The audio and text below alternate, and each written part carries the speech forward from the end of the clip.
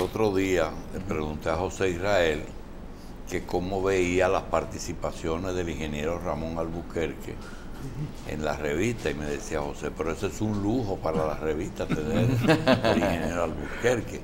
Yo le añadí, le dije: yo tengo entendido que el PRD y el PRM, no, fuera de Marcio Mejía, que siempre andaba con un legajo de documentos, pero el ingeniero Albuquerque, pues yo creo que estaba fuera de partido, ¿verdad?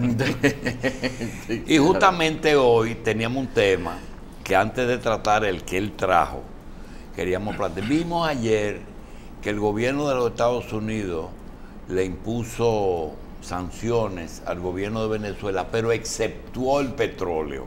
Entonces digo yo, pero ese es el tema con uno que sabe de petróleo y que sabe de política. ¿Por qué exceptúa el petróleo? Bien, muchas gracias, don Julio, muchas gracias a este equipo formidable que después de muchas reflexiones me he convencido que aquí se tratan los temas diferentes y distintos casi en todos los otros programas matinales, porque ustedes toman los temas sin apresuramiento, dejan que la gente se exprese y que la gente reflexione en sus casas, y solo así se aprende. Con esas informaciones apretujadas como si fuesen palitos de fósforo en una cajita, apretujadas, la gente lo que recibe como una indigestión noticiosa y sigue su vida sin haber recibido ningún impacto informativo que le permita mejor organizar su vida. De manera que los felicito. Venezuela, que por cierto mucha gente no encuentra y de dónde viene ese nombre, fue que Alonso de Ojeda, al llegar al lago Maracaibo y penetrar a la zona de los Palafitos, que son un conjunto de lagos, se asombró y dijo: oh, esto se parece a Venecia. Entonces, un diminutivo de Venecia, Venezuela. De ahí es que viene. Ahora bien, Venezuela tiene 3 cuencas petroleras. La primera, la más vieja, surgió en el 1863 en la finca de Manuel Pulido, José Israel, en la finca de Manuel Pulido, cuando en 1863 ocurrió un terremoto que rompió la corteza y brotó petróleo. Los indios, ya desde los tiempos aborígenes, desde tiempos precolombinos, utilizaban esa brea, ese bitumen para el calafateo de sus pequeñas embarcaciones de madera y también para el alumbrado, ya lo usaban. Pero sí en producción cuantitativamente alta, comercial, nació en el 1863.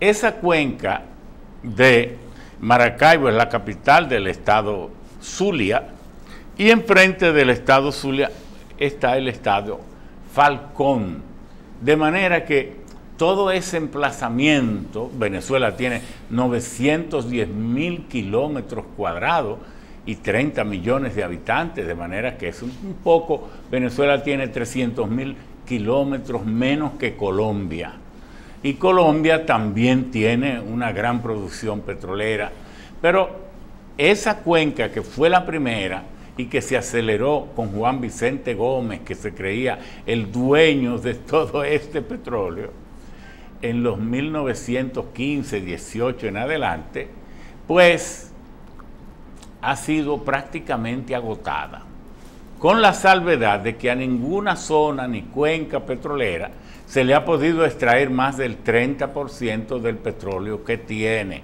De manera que, ojo con eso, de que allí se agotó el petróleo, ¿no? Ahí queda el 70%, cuando menos. No se logra extraer más del 30%. ¿Por qué? Bueno, porque la zona donde aparece el petróleo, esa estructura rocosa, primero tiene que ser sedimentaria, porque se formó con sedimento, y uno de esos sedimentos era el organismo vegetal o animal que sirvió como materia orgánica para que luego, sometida a la compresión y a la presión de grandes cargas, pues se fuese descomponiendo con el tiempo en ausencia de aire, y toda materia orgánica que se descompone en ausencia de aire genera hidrocarburos. Por eso el cético de nuestra casa, recuerden que tiene poco aire, tiene una chimenea, un respiradero, para que salga de allí el gas natural que se forma, o el gas metano. Bien, entonces esa cuenca que ya tiene casi 100 años, 120 años en explotación, está prácticamente agotada. Venezuela produce hoy 2.2 millones de barriles de petróleo. De manera que la cuenca del estado Zulia y Falcón, el famoso lago de Maracaibo, está prácticamente agotado. Es el petróleo de calidad que tiene Venezuela.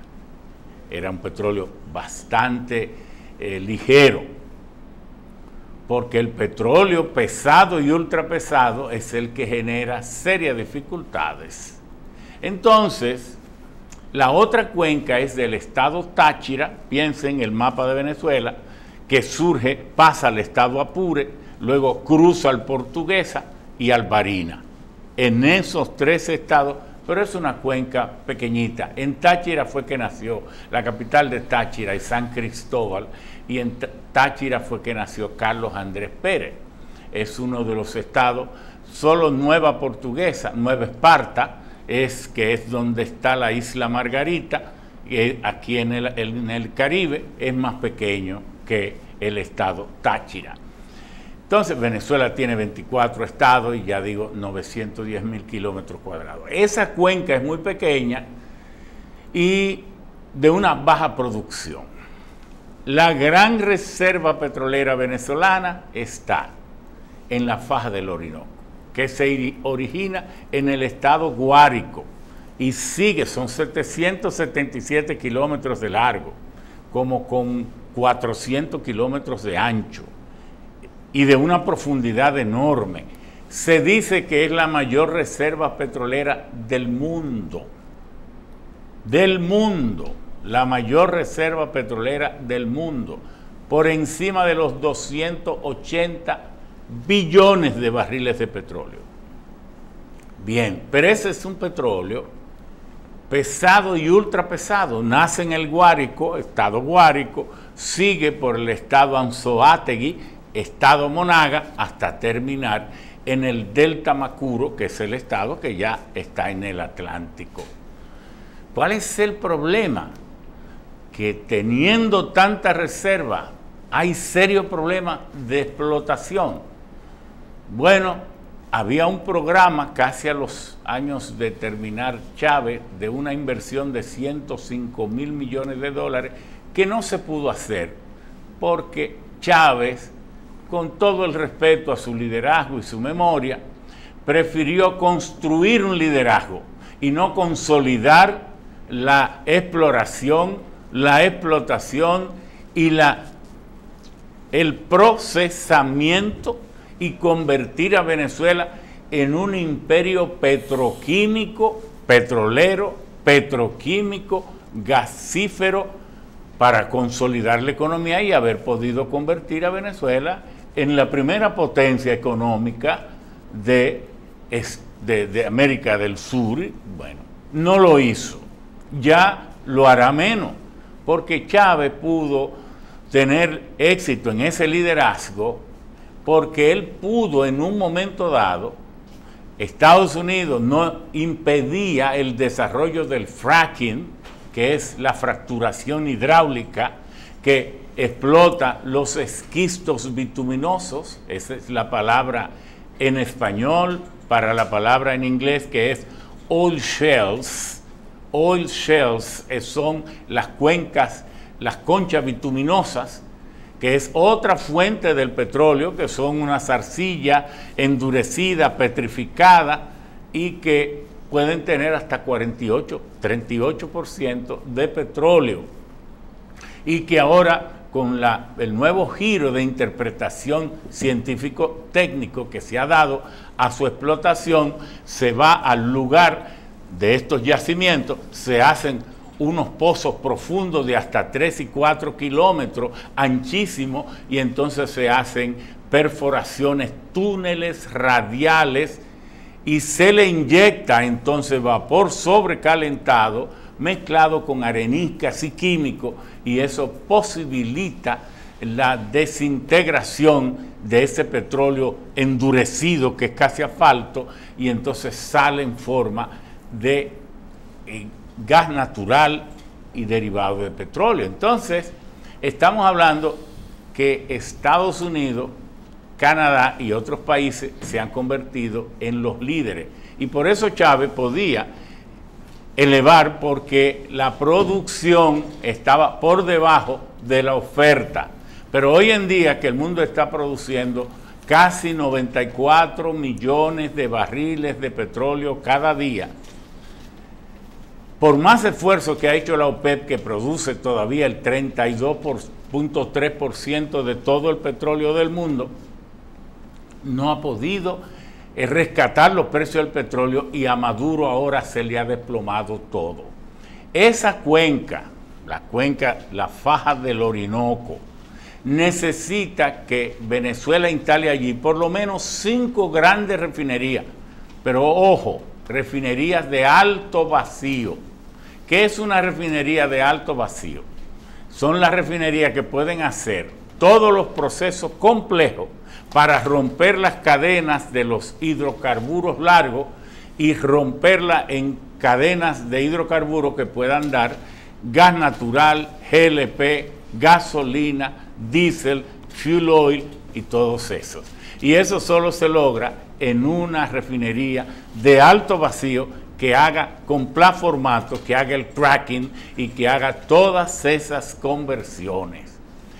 Chávez, una vez cuando vino acá al país, gobernando el presidente Fernández, ofreció, nos pidieron que lo invitáramos, y yo me pasé varias horas conversando con él, tuve el privilegio, y él me dijo: me han dicho que tú sabes de petróleo, encárgate de que el país comprenda por qué yo quiero una refinería de petróleo aquí, que mucha gente se asombra. Y es claro, es que si Venezuela, oigan esto, ¿por qué es necesario? Venezuela tiene que ella misma refinar ese petróleo pesado y ultrapesado de la faja del Orinoco. La reserva más grande del mundo, pero si lo extrae y quiere venderlo, ¿quién se lo compra? Porque ¿quién tiene una refinería de alto vacío para ese petróleo tan complejo y difícil de procesar?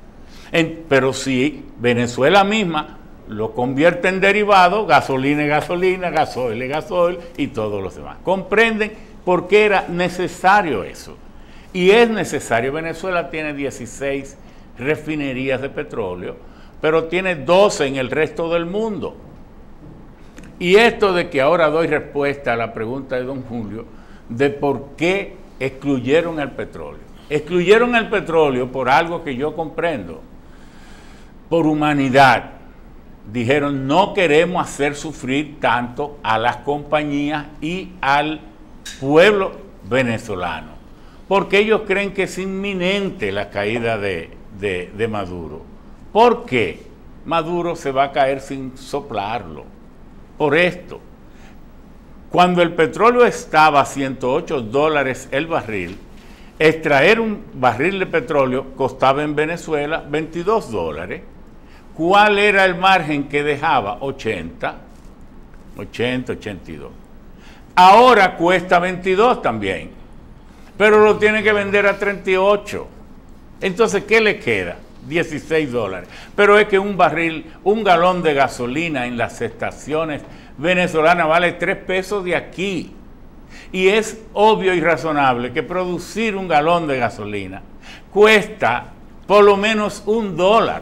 Y $1 son 47, 48 pesos. Entonces, los $16 que quedaría por cada barril se consumen subsidio, por no molestar a este pueblo y no ponerlo a que por lo menos pague el costo de producción, transporte y expendio de la gasolina, si fuese el caso que el gobierno quisiese premiar al pueblo por ser dueño de esas reservas y vendérselo a un precio bastante razonable. Entonces, yo pienso que no hay gobierno bueno si no tiene dinero.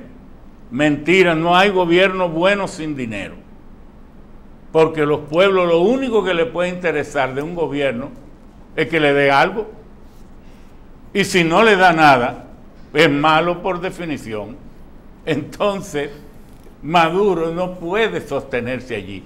No porque yo esté en contra de la revolución bolivariana, que todo el mundo sabe que fue un grito, un alarido de justicia, aquello de Chávez, una claque, una élite desde antes de Juan Vicente Gómez, destruyó el petróleo, se lo robó, hizo de todo, era justo, pero luego una degeneración como ha venido ocurriendo. Yo soy un estudioso de las constituciones y no me da vergüenza decir que he perdido el tiempo. No todas las naciones tienen constituciones. Hay 194 países en el mundo y hay 62 que no tienen constitución, empezando por Gran Bretaña, que tiene el derecho consuetudinario. En la Constitución de 1999 de Venezuela, el artículo 347 dice que sí, que el presidente de la República tiene la iniciativa de iniciar un proceso de Asamblea Nacional Constituyente, como lo tiene también la Asamblea Nacional si lo vota por 2/3 partes de sus miembros, y también la Asamblea Nacional de Cabildos si lo vota también por 2/3 partes de sus miembros. ¿Qué es lo que ha pasado? Bueno, que en Venezuela Maduro no solo ha hecho una constituyente, sino que con eso él va a ponerla en posesión de la Asamblea Nacional, que no ha cumplido su mandato y que él desconoce, y que entonces ahí se convierte en un golpe de Estado. Y por eso en Estados Unidos, no estoy justificando, estoy narrando que le han impuesto sanciones y van a condenar o a castigar, a sancionar incluso a las personas que hagan negocio con ¿Le queda interés de Estados Unidos en el petróleo venezolano en Venezuela? Sí, hay compañías norteamericanas, porque Chávez, después que se dio cuenta, porque a PDVSA, déjenme decirle, excúsenme, Venezuela tenía en el Banco Central 118 mil millones de dólares de reserva hace 14 años. 118 mil. PDVSA solo tenía 90 mil por su parte. Pero Chávez hizo pasar una ley para tener derecho a usar todas las reservas. Y la usó. Y hoy la usó, y a Venezuela no le queda. Le quedaba 4 mil millones de dólares en oro y lo están procesando para también usarlo. No hay reserva. PDVSA tuvo que colocar en la bolsa de valores 2.800 millones de dólares. Y de PDVSA, Petrobras y la de México, ¿cuál es más fuerte ahora mismo? O no, la de Brasil. Brasil, Petrobras está explotando 3.8 millones de barriles de petróleo. Venezuela está explotando 2.12 millones. ¿Y qué crisis, México, y qué relación 1.7. tiene Petrobras con la crisis de corrupción que hay en Brasil? Bueno, ahora, casi todo, porque Petrobras se manejaba como una empresa. Déjenme decirle que en un país donde entre febrero 6 y febrero 11 se celebra el espectáculo sensual lujurioso con esos cuerpos de esas muchachas danzantes mulatas que llenan de lujuria hasta Los Ángeles y todos los arcángeles. El carnaval de Río, allí no se escapa nada de la corrupción. Nunca ha sido otra cosa. Una capacidad exportadora ya. Claro, ahora Brasil es un monstruo que tiene 8.4 millones de barriles de petróleo, 230 millones de habitantes y con un acervo tecnológico. Esa Odebrecht estaba entre las 20 empresas mundiales que ganaba concursos dentro de Suecia y de Alemania. en cuestiones tan complejas como refinería de petróleo, como plástico, como resina, es decir, en alta tecnología. Y propina. Empezó Y por si como faltaba. carreteras y puentes, pero sin duda era un negocio, una empresa de 200 mil millones de dólares en contrato y de unos ingresos netos, brutos, de 40 mil millones anuales. Es decir, algo importantísimo. Ahora bien, casi nadie se detiene a analizar, hablamos mucho de petróleo, pero ¿cuántos barriles de petróleo por día produce un pozo? Por ejemplo, ¿cómo es eso en Rusia? Rusia, que ahora es el primer productor de petróleo del mundo, casi 11 millones de barriles por día. Rusia tiene 205 barriles de petróleo por día por pozo. Pero Irán tiene 360, ese es el promedio. Pero Arabia Saudita tiene 2.700 barriles de petróleo.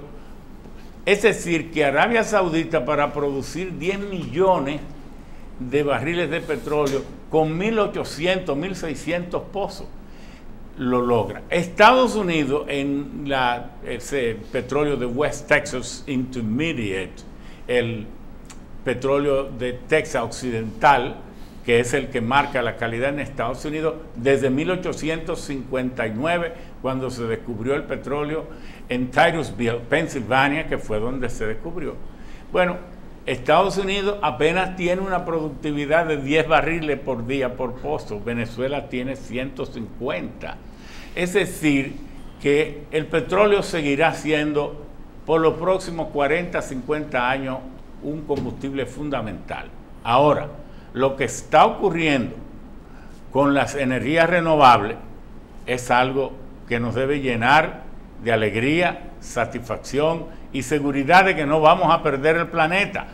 Porque es verdad, yo no sé de dónde saca Trump, que aún siendo presidente de Estados Unidos, hace ese ridículo. Hoy, ¿cómo no se va a afectar la atmósfera si estamos quemando 94 millones de barriles de petróleo cada día? 98 millones de barriles equivalentes en forma de carbón mineral. Si estamos quemando 2.800 billones de metros cúbicos de gas natural. Hoy, ¿cómo 170.000 toneladas de uranio? Hoy, ¿cómo no se va a afectar el planeta? Entonces, pero además, si tenemos ciudades de 1 millón, de 100, de 20, de 30 millones de habitantes, que tan solo con los efluentes y mal usados, mal manejados, se han convertido en la fuente de contaminación mayor del mundo. Una crianza, cosa que me gusta a mí, agropecuaria, tanto de cerdo, si no es bien manejado, se convierte en algo profundamente dañino. Usted sabe el metano es 20 veces más dañino que el CO2 cuando se emite a la atmósfera. Entonces, sí, estamos hablando de algo muy fuerte y no sé. Ahora bien, ¿por qué menciono esto de las energías renovables? Porque el Banco Mundial acaba de sacar, y ojalá Carlito pudiera poner ahí con sus habilidades que él tiene en esto de la informática, el Atlas Solar Fotovoltaico. Oigan lo que estoy diciendo. Atlas Solar Fotovoltaico en el patio de la casa de Julito Jacín. En ese mapa se puede determinar, ya está ahí. Mira, muéstralo ahí, por favor. Vamos a ver. La computadora. Sí. Ahí está. Ahí está, mire. Da el clic encima de República Dominicana. Vamos para allá ahora. Porque esas son cuestiones que debemos dominar, porque el contenido positivo que tiene esto es brutal. Miren, toda esa zona, perdón, espera, antes de ir ahí, dale a menos, para que salga el mapa más pequeño. Ok. Ahí, miren. Esas zonas que son mamey intensos son las zonas de mayor radianza solar, es decir, de mayor concentración de radiación solar. Por ahí están por encima de los 1.800 kilovatios por metro cuadrado por año que puede producir el país. Vamos a hacer la prueba. Entonces, Pueblo Viejo. mira, ahí, Pueblo Viejo. en Asua. 1817 kilovatios hora por año. No, yo me lo sé, yo no me vas a sorprender. Es Sí. 1817, 1820 y 1840 Sí. en lo que es Asua, la más alta radiación solar. Por ahí se pueden colocar los proyectos que usted quiera. La segunda está en Neiva. Jaquimelle de Barahona, 1805. 1800, Barahona, Sí, esos sí, son verdaderos filones. Sí. Pero oiga, lo más asombroso, a la gente de San Juan, medio abandonado. San Juan, vamos para San Juan ahora. Baja un poquito más. Vallejuelo, No, San espérate, Juan. papi. Mira aquí en San Juan. Amarillo. Esa parte donde está naranja en San Juan, 1806 dice. 1.800 kilovatios por año por metro cuadrado en el mapa, en el Atlas Solar Fotovoltaico de República Dominicana y determinado por el Banco Mundial. Y lo más interesante, vámonos ahora a Montecristi. Aquí está. Aquí nosotros hicimos los cálculos para la UTESA en una finca que ellos tienen de qué potencial de generación tienen ahí. Casi 1.800, 1.740. 1752 dice. 1.740, 1.750, 1.760 kilovatios por metro por año. Y nosotros habíamos hecho los cálculos cuando nos fuimos a este Atlas, exactamente, de manera que el Banco Mundial está poniendo en manos del mundo, porque esto es en el mundo entero, y él no ha querido irse, porque estamos en televisión, a un close-up, a un zoom que se vaya al fondo casi a nivel parcelario, a nivel de la casa, pero ahí no podemos ir a cualquier nivel tan cercano como queramos. Bien, ahora bien, en mi provincia, mi querida provincia de Monte Plata, vete allá, que hay una planta funcionando allá, no sé por qué, allá se pueden poner muchas cosas muy buenas, pero ahí es donde menos radiación solar hay. Sí, pero ya la pusieron. Tiene el color verde. 1530, 1560. 1538. Mire, 1538 es lo que tiene. Mire que todavía no lo tiñeron de una intensidad. Y eso con la capacidad de captación de las células fotovoltaicas de hoy. Porque de eso tenemos que hablar. Las celdas fotovoltaicas, ¿verdad? Se inventaron en 1843, pero sí, Becker tuvo mucho que ver, los franceses, pero las modernas se desarrollaron entre Suecia, Alemania. Alemania era el líder de producción, pero sin embargo, los chinos han arremetido por aquello de producir los 17 metales inteligentes de las tierras raras, aunque los paneles solares se hacen, ¿verdad?, de semiconductores, de cristales de silicio. Entonces, por eso es que hay celdas que son monocristalinas, otras son policristalinas y otras son amorfas, y de esas es que se hacen las cintas de fotovoltaica. De manera que el país, quisimos concentrarnos en esto. Pienso que, volviendo al tema original, Venezuela es una nación de impresionante riqueza, porque no hemos hablado del oro que se calcula que hay en el vientre de las montañas venezolanas, de la bauxita, de el hierro, incluso las siderúrgicas del Orinoco estuvieron operando, y ese puente de las bicicletas que hay aquí, que se hicieron con acero traído de las siderúrgicas del Orinoco, y muchos puentes en este país, pero lamentablemente Venezuela tiene de mala capacidad agrícola, porque es la nación con menos población por kilómetro cuadrado de América Latina, y la capacidad hidráulica.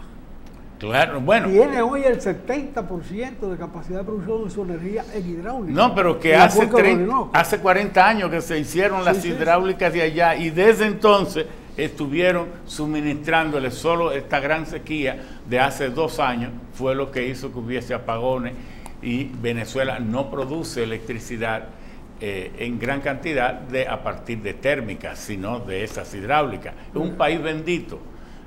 Nosotros, además, Venezuela apenas bordea los Andes, porque estar en los Andes es bueno para unas cosas, pero es malo para otras. Por ejemplo, para la agricultura de alturas en invernadero es positiva, pero para la agricultura en grandes extensiones, por eso es que el líder es Brasil, y pudiera serlo también Venezuela, como lo es Colombia, y como lo es también Perú y Chile, que en una fajita, como decía Pablo Neruda, del cinturón de América, él que escribió todas sus odas, oda a la minería, oda a la hidráulica, oda al sol, oda al sentimiento y odas al amor. Bueno, allá ese Chile, que es apenas 5.400 kilómetros cuadrados de largo, en faja, una faja que no pasa de 120 kilómetros de ancho, porque está entre el Pacífico y los Andes.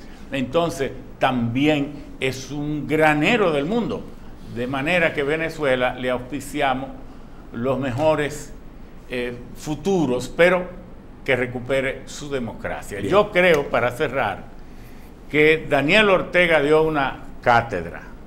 Se retiró cuando veía que las cosas le eran muy difíciles, y luego volvió y no ha soltado jamás.